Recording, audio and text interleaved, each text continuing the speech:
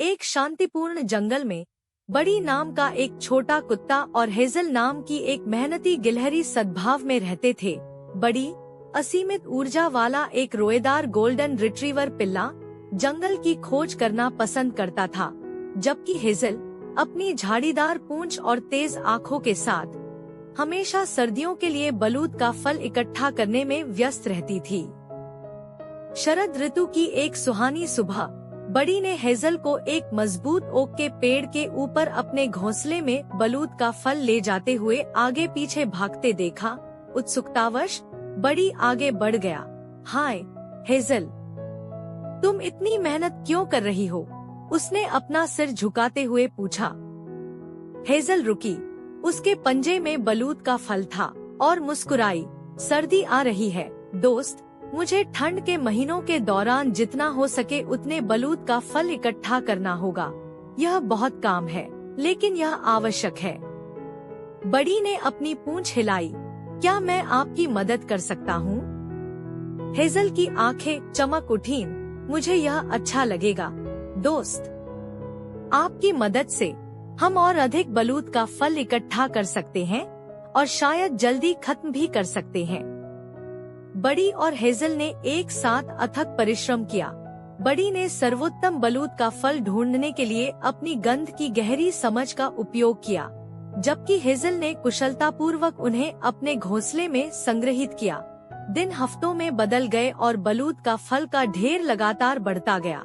बड़ी ने हेजल से कड़ी मेहनत और दृढ़ता का महत्व सीखा, जो कभी थकती या ध्यान केंद्रित नहीं करती थी। एक विशेष रूप से ठंडे दिन में जैसे ही पहली बर्फ के टुकड़े गिरने लगे, बड़ी ने हेजल को एक विशेष रूप से बड़े बलूत के फल से संघर्ष करते हुए देखा। बिना किसी हिचकिचाहट के बड़ी ने धीरे से उसे अपने मुंह में उठाया और हेजल के घोंसले में रख दिया। धन्यवाद बड़ी, हेजल ने कहा। उसकी आवाज कृतज्ञता से भरी हुई थी। मैं तुम्हारे बिना यह नहीं कर पाता। जैसे ही सर्दी शुरू हुई, जंगल एक बर्फीले वंडरलैंड में बदल गया। बड़ी और हेजल की मेहनत रंग लाई। हेजल के घोंसले में पूरे सीजन के लिए पर्याप्त बलूत का फल भरा हुआ था और बड़ी को उनके साझा प्रयासों से गहरी संतुष्टि महसूस हुई। एक बर्फीली शाम जब वे हेजल के घोंसले के पास बैठे थे, बड़ी ने अपने दोस्त की ओर देखा और कहा, मैंने कभी नहीं सोचा था कि कड़ी मेहनत इतनी फायदेमंद हो सकती है। मुझे सिखाने के लिए धन्यवाद हेजल।